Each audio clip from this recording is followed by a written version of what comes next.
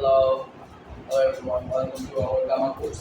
This is our Gamma course lecture 1 এর আজকের topic হচ্ছে কেমিস্ট্রি পার্ট 1. এখানে টপিকগুলো সম্পূর্ণ দেওয়া আছে. Hope you enjoy this lecture. Okay, আমি আমাদের এই ভিডিওটা রাখবো হচ্ছে 40 মিনিটের মধ্যে. তো প্রথম আমি 10 মিনিটের মধ্যে এটা কমপ্লিট করে ফেলবো. নেক্সট লিখবো একদম. ঠিক আছে, 10 মিনিট হচ্ছে কমন পয়েন্টস গুলো হচ্ছে আমাদের টেক্সট থেকে. তোমরা মূলত জানো না যে অলিম্পিয়াডে মূলত কেমিস্ট্রিতে কোদিক থেকে আসে. তোমরা অনেকে একটা পুরো বই পড়ে ফেলো অনেকে, কিন্তু যখন এক্সাম দিতে যাও তখন তা মনে থাকে না. এটা স্বাভাবিক, পুরো বই পকেটে তো একদম মনে থাকে না. তো এখন তোমাদেরকে আমি বলবো যে কোন কোন জিনিসগুলো আসে, কোন কোন জিনিসগুলো করা উচিত. পুরো বই পড়াচ্ছে কোন জিনিসগুলো মেইন পয়েন্ট, ওগুলো তোমাদেরকে একটু বলে দিতে হবে. প্রথমত তোমাদের কাছে তো এই বইটা সবার কাছে আছে, সবার কাছে যারা যেহেতু সেকেন্ডারির মধ্যে 6, 7, 8, 9, 10 সবাইকে একসাথে ধরা হয়. তো যখন 9, 10 বলা হবে তখন ভাববা যে 8 আছে 7 আছে. তোমাদের বই মধ্যে থেকে বেশি আসবে এবং এবং অন্যান্য যে টপিকগুলো আছে বেশিরভাগ আসবে 9, 10 থেকে. তুমি যে ক্লাস থাকো সেকেন্ডারির মধ্যে. ওকে, এখন আমি বলবো যে কি কি আসে. কেমিস্ট্রিতে মেইনলি আসে হচ্ছে তথ্যভিত্তিক জিনিসগুলো আসে, নাকি থিওরিটিক্যাল জিনিসগুলো. তোমাকে এক্সপ্লেন করতে বলবে না যে এটা কি বলছে, এটা কেন হয়েছে, এমন কিছু এক্সপ্লেন করতে বলবে না. তোমাকে দেবে হচ্ছে, ধরো আমি একটা উদাহরণ দিয়ে দেখাই. যদি বলে যে এটা নাম কি, একদিন এখানে একটা উত্তর দিয়ে একটা খালি পয়েন্ট দিয়ে এইটুকু যেটুকু জায়গায় থাকবে এইটুকুর মধ্যে তোমার নাম লিখতে হবে. এখানে তোমার এক্সটেনশনের কোনো সুযোগ নেই. তো তুমি এটা নাম দিয়ে হচ্ছে কি ইথানল সাজিয়ে লেখার দরকার নেই, জাস্ট এইটুকু দিলেই হবে. এখন আমি বলবো যে বোর্ড বই থেকে কি আসে, বোর্ড বইয়ের কোনগুলো দরকার. একাধারে সব করা লাগে না. তুমি অলিম্পিয়াডের প্রিপারেশন 10 দিন 5 দিন এবং কোনো দিনই লাগবে না. তোমার জাস্ট 2 ঘন্টা লাগবে. কেমিস্ট্রির জন্য 2 ঘন্টা লাগবে. জাস্ট একটু পড়বা, ম্যাথমেটিক্যাল হচ্ছে প্রবলেম সলিউশন করবা. এখন আমি বলি রসায়নের যে ফার্স্ট এমন চ্যাপ্টারটা আছে এমন ভাবে আসবে. এখানে তোমরা সার, বিজ্ঞানীর নাম, বিভিন্ন রাসায়নিক পদার্থের নাম, তার সংকেত, এইগুলো জাস্ট করবা এনা. আর কিছু লাগবে, এগুলোই এনা. অলিম্পিয়াডে এগুলোই আসে. আর হচ্ছে এখানে নির্বাচিত চিত্র আছে, এই চিত্রগুলো মাঝে মাঝে দিয়ে দেয়, বলবে যে এই চিত্রগুলো দ্বারা কি বোঝায়, জাস্ট লুকিং. আর কিছু ম্যাথমেটিক্যাল চার্ট থাকবে, ওগুলো জাস্ট করতে হবে. জেলা আর উপজেলা পর্যায়ে তোমাদেরকে ম্যাথমেটিক্যাল টার্মগুলো করার জন্য তোমাদেরকে ক্যালকুলেটর ইউজ করতে দিবে, কিন্তু অলিম্পিয়াডের ডিভিশনাল আর হচ্ছে ন্যাশনালে তোমাদের আর করতে দেবে না. এটা তোমরা মাথায় রেখো. তাই ক্যালকুলেটরের উপরে সম্পূর্ণ ডিপেন্ডেন্ট থাকবে না. তোমরা নিজেরা কিছু সলভ করবা হাতে কলমে, তাহলে তোমরা ওইটাতে কাগজ করতে পারবে. নেক্সট হচ্ছে তথ্যভিত্তিক, যেমন হচ্ছে 1986 সালের 80-94 পারমাণবিক বিদ্যুৎ কেন্দ্রে যে দুর্ঘটনা হয়, তারপর হচ্ছে ডিগ্রেশন 99 এটা গামা রশ্মি নির্গত করে, এগুলা. তারপর হচ্ছে যে কপার 63 হচ্ছে কত পার্সেন্ট আছে, 65% আছে, কপার 65 হচ্ছে 25%. এগুলো হচ্ছে তথ্যভিত্তিক করা ডেটা. এই ডেটাগুলো শুধু মুখস্থ করবে, জাস্ট মুখস্থ করবে. আমরা জাস্ট ওটা পেস্ট করে দেবো, জাস্ট এটুকুই, আর কিছু নেই টপিক. আর আমি তোমাদের বই কয়েকটা জিনিস দেখাই দিতেছি, ওগুলো জাস্ট করবা. 1 থেকে 40 পর্যন্ত পর্যায় সারণীর যতগুলো মনো আছে ওগুলো মুখস্থ, এবং পারমাণবিক সংখ্যা থাকবে, পারমাণবিক ধরন বুঝতে রাখতে হবে. এটা আসে. আর এছাড়া সিলভার, গোল্ড, ইরিডিয়াম এগুলো পড়ে ফেলবা, যেগুলো কি কমন ওগুলো পড়ে ফেলবা, সব পড়া লাগে না.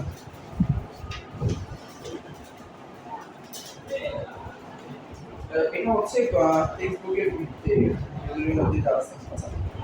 এই অধ্যায়টা তোমরা পুরো করতে হবে. এটা শুধু তোমাদের এখন না, মৌলের ধারণা ও রাসায়নিক গণনা, এটা তোমাদের 9, 10 যা বলো তোমাদের সেকেন্ডারি প্লাস হায়ার সেকেন্ডারি যেটা থাকবে, তোমাদের এটা থেকে একটা প্রশ্ন অবশ্যই থাকবে, অলিম্পিয়াডে একটা থাকে. তাই এটা পুরোপুরি করতে হবে. অন্যান্য টপিকের মতো না যে জাস্ট তথ্যভিত্তিক জিনিসগুলো করবা না, হয়ে যাবে. এখন আমি যারা এখন এইটি করতেছো, সেগুলি করতেছো, তারা হয়তো জানো না কি জিনিস. জিনিস। তো আমি এখন বেসিক থেকে শুরু করি।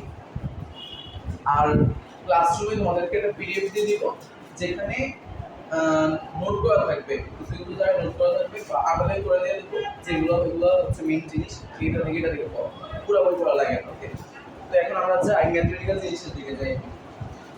কি কি প্রবলেম থাকতে পারে এখানে এখন যাই কমন পয়েন্টগুলো বলে দিচ্ছি, তো আশা করি বুঝে গেছো। অনেকেই অলিম্পিয়াডে অংশগ্রহণ করো তাই বেশি আমি বুঝিয়ে মাথা নষ্ট করতে দিচ্ছি না।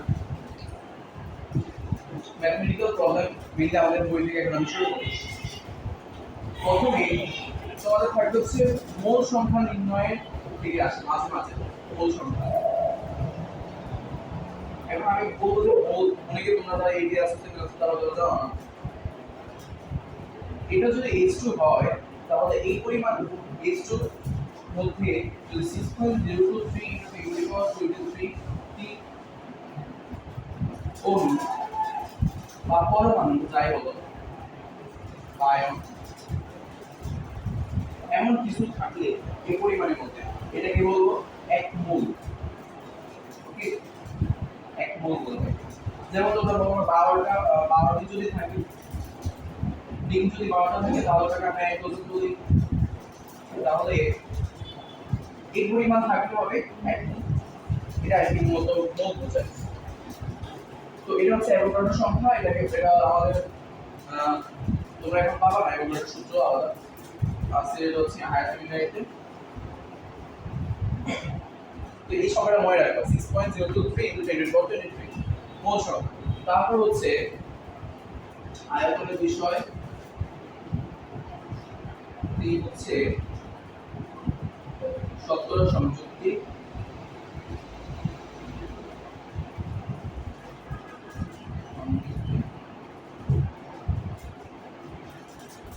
শতকরা সংযুক্তি। চার হচ্ছে এটা হচ্ছে সেকেন্ডারি, এটা হচ্ছে মেইনলি তোমাদের আকার। এগুলো তোমরা করে ফেললে বই করলে হয়ে যাবে। তো আমি কপিটা থেকে একটা করে দেখাই।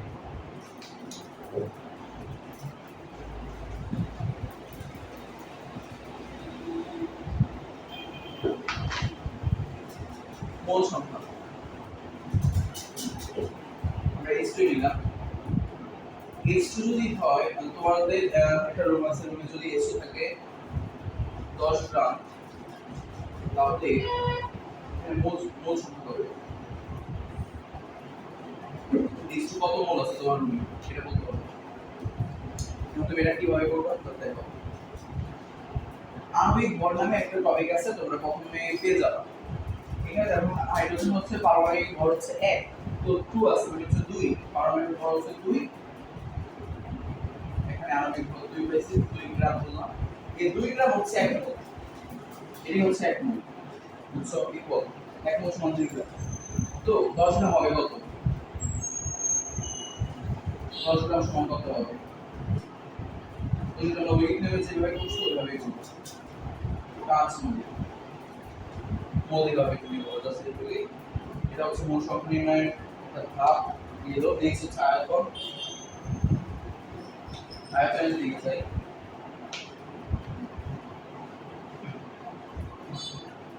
এখন আমরা কিছু নিই, তো ওটা হচ্ছে NH3 অ্যামোনিয়া। এটা হচ্ছে অ্যামোনিয়া। এটা যদি হয় তোমাদের রুমে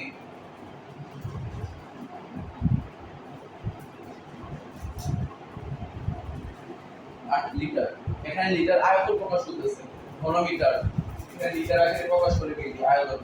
ঘনমিটার দিয়ে তোমরা অন্য জায়গায় দেখছি ঘনমিটার কোন সেন্টিমিটার দিয়ে হয়, এটা হচ্ছে লিটার দিয়ে হবে 44.8।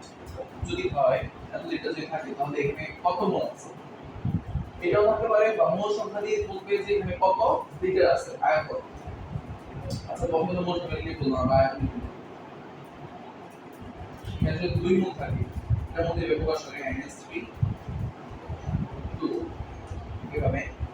এটা বলা হচ্ছে 2 মোল NH3 আছে। এখন তাহলে এখানে আয়তন কত? এটা হচ্ছে একটা ধ্রুবক, এটা মনে রাখবা। 1 atmospheric pressure 1.1225 pascal চাপ, বুঝছো? এটা হচ্ছে চাপ, বায়ুমণ্ডলীয় চাপ। ও 0 ডিগ্রি সেন্টিগ্রেড দেখ সকল বাষ্পীয় পরমাণু বা যৌগ, পরমাণু না অন্য যৌগই হয়, যৌগের আয়তন সবসময় হয় 2.49। বুঝছো? এটা হচ্ছে ধ্রুবক, এটা হচ্ছে এসটিডি থেকে এসটিডি অনুসারে। আচ্ছা ভূমি হচ্ছে স্ট্যান্ডার্ড টেম্পারেচার এন্ড প্রেসার, এটা আসে অনেক সময় দিয়ে যেটা এসটিডি টু মিনিট। এখন 22.4 এক মোলের হচ্ছে আয়তন 22.4 লিটার, তাহলে 2 মোলের কত এভাবে বললাম 22.4 এমন হবে। এটা হচ্ছে একদম বেসিক জেনেছি, তো প্রথম দিকে যাব। নেক্সট হচ্ছে সক্রিয় সংযুক্ত। আমরা ধরি এই চ্যানেল ধরি নাইট্রিক অ্যাসিড, এখানে এটার আণবিক ভর বের করে নিবা 1, নাইট্রোজেন হচ্ছে 14, পারমাণবিক ভর অক্সিজেন 16, 3 4 3।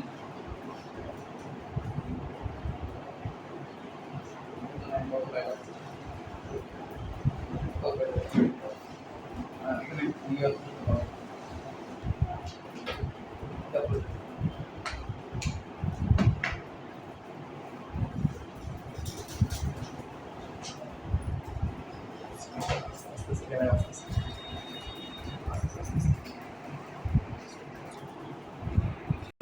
তেষট্টি গ্রাম আছে, এক হচ্ছে এখানে 63 গ্রাম HNO3 মানে এফিক্সিড আছে।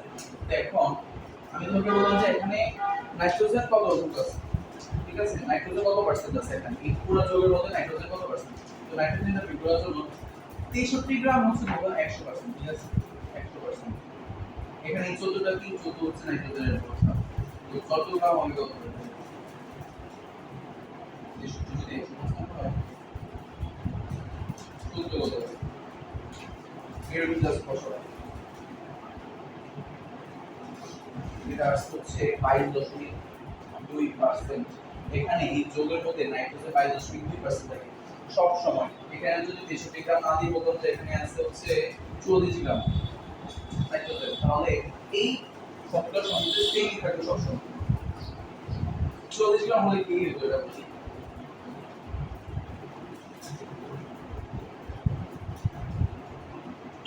এখানে মেইন আছে আমাদের কাছে 40 গ্রাম, তো 40 গ্রাম হবে 100%, তো 40 গ্রাম হবে কত? এই থাকবে তাহলে। এখানে আবার কিছু চেঞ্জেস আছে 14 গ্রাম আছে, আমি ওটা এটা থেকে হিসাব করছি। 40 গ্রামে 63 গ্রামের মধ্যে আছে হচ্ছে নাইট্রোজেন 14 গ্রাম, তাহলে 40 গ্রামের মধ্যে নাইট্রোজেন কত হবে? তাই বের করে নিতে হবে।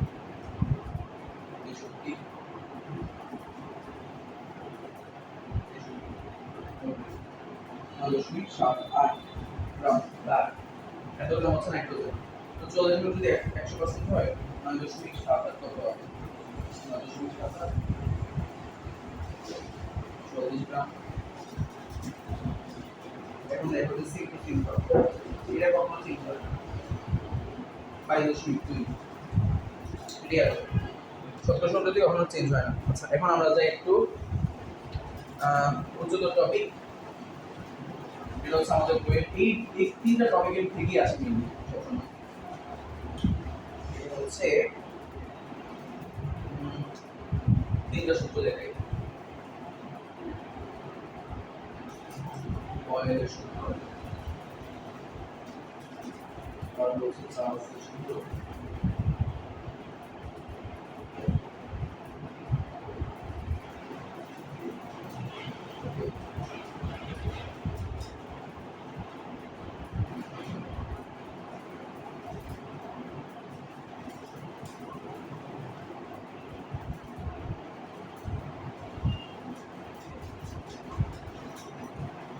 হচ্ছে লঘুকরণ।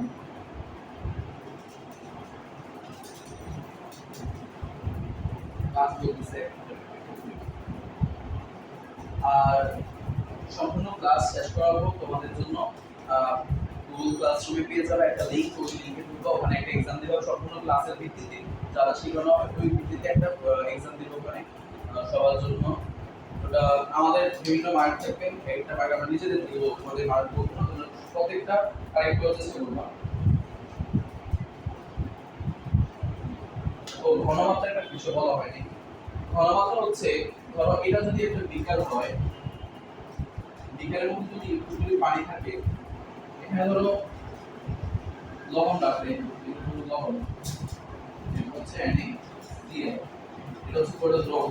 এখন এই দ্রবণের যত মোল থাকবে NaCl, ওটাকে হচ্ছে ঘনমাত্রা বলে। যত মোল NaCl থাকবে দ্রবণে, এটা হচ্ছে ঘনমাত্রা। এখানে যদি 2 মোল থাকে, 2 মোল NaCl থাকে, সেটা হবে ঘনমাত্রা 2। ঘনমাত্রা বিষয়টা মনে রাখতে হবে। ওকে, এই তিনটা সূত্র ইম্পর্টেন্ট। এই S হচ্ছে ঘনমাত্রা, ঘনমাত্রা এখানে S নাই, B আছে, B হচ্ছে আয়তন, E হচ্ছে তাপমাত্রা। ওকে, এগুলো থেকে একটা প্রবলেম দিতেছি। যারা যারা অলিম্পিয়াডে অংশগ্রহণ করো কেমিস্ট্রির মধ্যে আর কি, তারা এই একটা প্রশ্ন অবশ্যই পাবা যে এই সূত্রগুলো মনে রাখো। এই সূত্রগুলোকে আমি তিনটা প্রবলেম দেখাই দিচ্ছি, তিনটা প্রবলেম সলভ করবে। যদি বলি যে 10% Na2CO3 এর ঘনমাত্রা কত? 10%।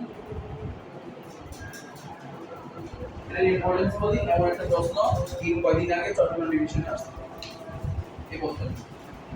শুধু এখানে কিছু হচ্ছে হাইড্রোক্সিল, এই সোডিয়াম কার্বনেট বদলে কিছু হচ্ছে সোডিয়াম হাইড্রোক্সাইড NaOH। এখন 10% Na2CO3 এটা কিভাবে? ধরো এই পুরো দ্রবণের মধ্যে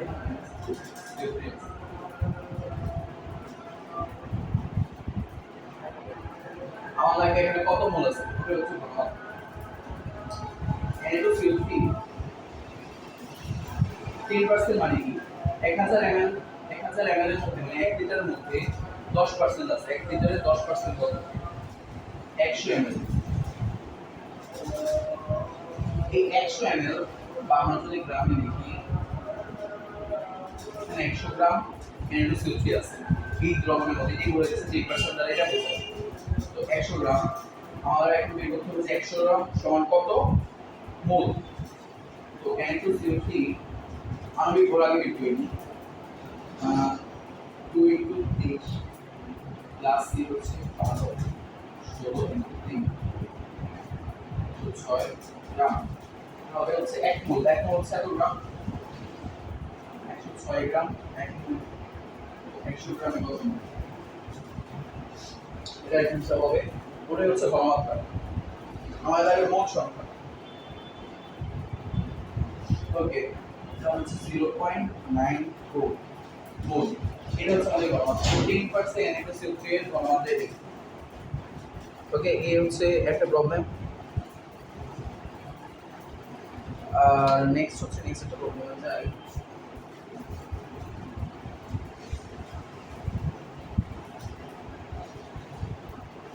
বয়েলের সূত্র ইউজ করে এখন দেখো।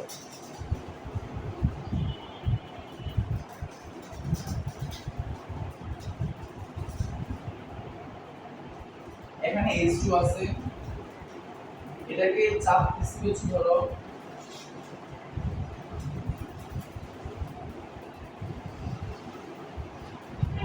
2 atmosphere দিলাম।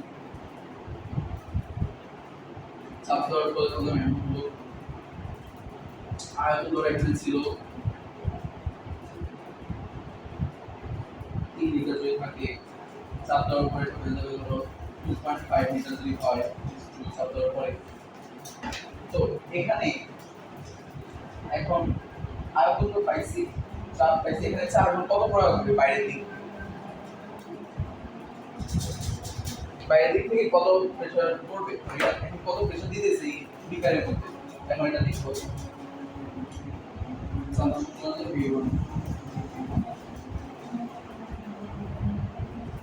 V1 হচ্ছে 2,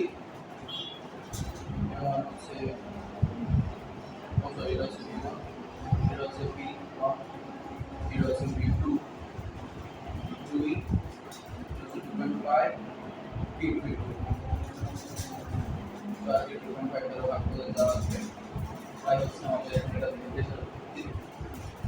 হচ্ছে বয়লের সূত্র প্রয়োগ।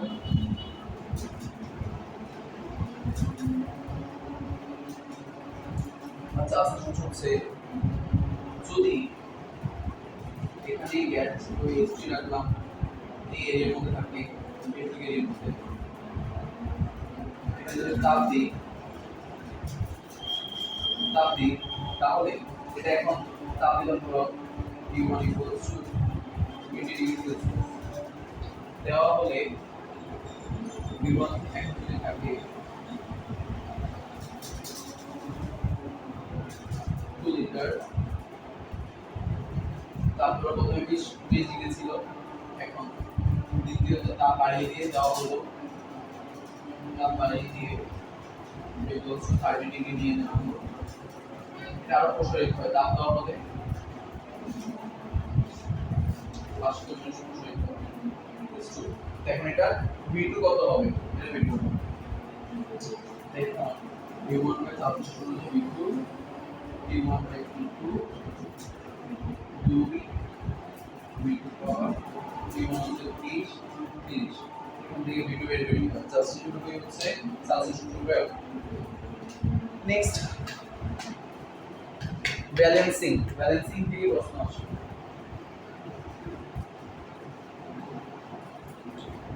যেমন আমি কয়েকটা দেখাই, এগুলো টেকনিক আছে কিছু, টেকনিকটা দেখাবো। C3H8 প্লাস O2 এখানে CO2 পাবো প্লাস H2O পাবো। এখন প্লাস দিতে পাবো, ব্যালেন্স করতে হবে। বলেছে এখানে এই রিঅ্যাকশনকে ব্যালেন্স করো। তো আমরা অনেকেই ব্যালেন্স করতে গেলে অনেকে সমস্যা হয় না, রেট দেখে করে বলতে পারে, আমার অনেক সমস্যা হয়, টাইম লাগে। এমসিকিউ আমাদের পরীক্ষা এমসিকিউ তো আসে, অনেকেরও আসে। তো এটাকে আমরা সাধারণ নিয়ম থেকে কিছু ভাবে করি। এটা ধরুন এখানে কি আছে, ধরুন বি আছে, ধরুন সি আছে, ধরুন ডি আছে। এটা একদম ছোটই আছে, তারপরে তো বড় রিঅ্যাকশনে যাব।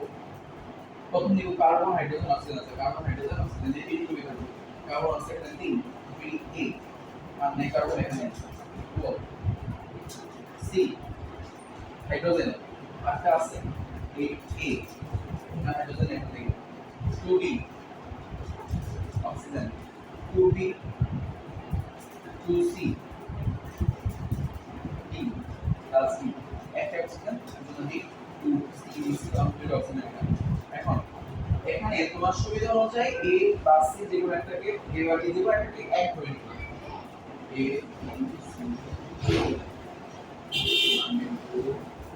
আমি যদি a এক ধরি, c এর মান পাচ্ছি 3, এক করলে d এর মান পাচ্ছি 4। এখন লাগবে আমাদের শুধু b, c 3 6 প্লাস d হচ্ছে 4 10। এখানে 2 আছে 5, এখানে 5 আছে, তো d হচ্ছে 5। এখানে 1 থাকবে, এখানে লাগে না, d হচ্ছে 5 5 c হচ্ছে 3 3 d হচ্ছে 4 4। এটা এবার এটা তোমরা সলভ করবে। আর জারণ মান নির্ণয়ের জন্য কিছু আসে, এটা হচ্ছে এক্সেপশনাল, এই তিনটা দেখাচ্ছি অবশ্যই।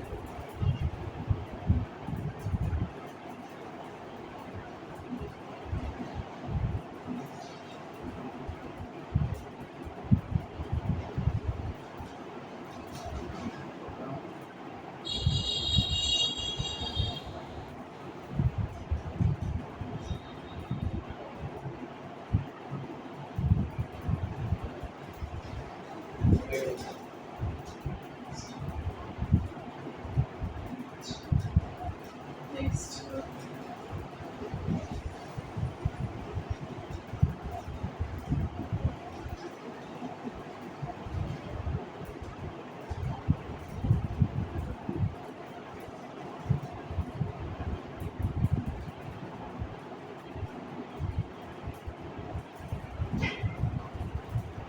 এটা হচ্ছে এটা একটা নাম আছে, এটা হচ্ছে সিঁদুরের সঙ্গে বলে রাখে।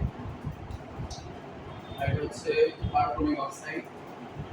এখানে বলা যায় কি বলে ক্রোমিয়ামে জারণ মান কত, অক্সিজেনের জারণ মান কত, এটা হচ্ছে জারণ মান 2, মানে এখানে দুইটা বন্ড আছে -2, এখানে এটা হলো 2 হবে, কিন্তু এখানে এটা প্রত্যেকটার জন্য সমান হবে -2 আছে, এই একটার জন্য একটা বন্ড, একটা বন্ড, এই একটা বন্ডের জন্য -1 হবে, -4 -2 ক্লোজ -6, ব্যালেন্স করতে হবে।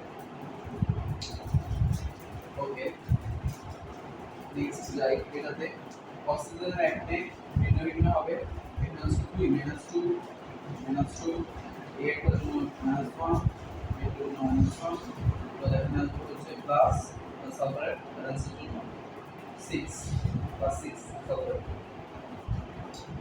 এখানে যাই, এখানে এই দেখেন পি বিহেভিয়ার হচ্ছে এখানে আছে, এখানে আছে, তো এখানে দেখো অক্সিজেন দুইটা বন্ডের জন্য -1 যেটা +2 হবে, এই বিহেভিয়ার হচ্ছে +2, এখানে চারটা আছে -1 -1 এটা হচ্ছে +4 -1 একই যোগের মধ্যে লেগের তিনটা জারণ আছে, তিনটা না দুইটা, Pb2 একটা 2/c, এখানে একটা হচ্ছে 4, দুইটা এমন আসতে পারে, এটা হচ্ছে এক্সেপশনাল একটা ধারাবাহিক সংকেত জানা রাখতে হবে। ওকে, আমি পিডিএফ দিয়ে দিব, ওগুলো দেখে নিও, যে টপিকগুলো দেওয়া হচ্ছে ওগুলো দেখে নিও।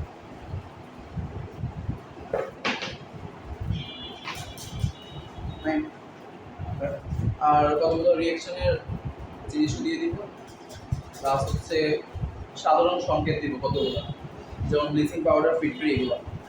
ওকে, ডান, বাই বাই।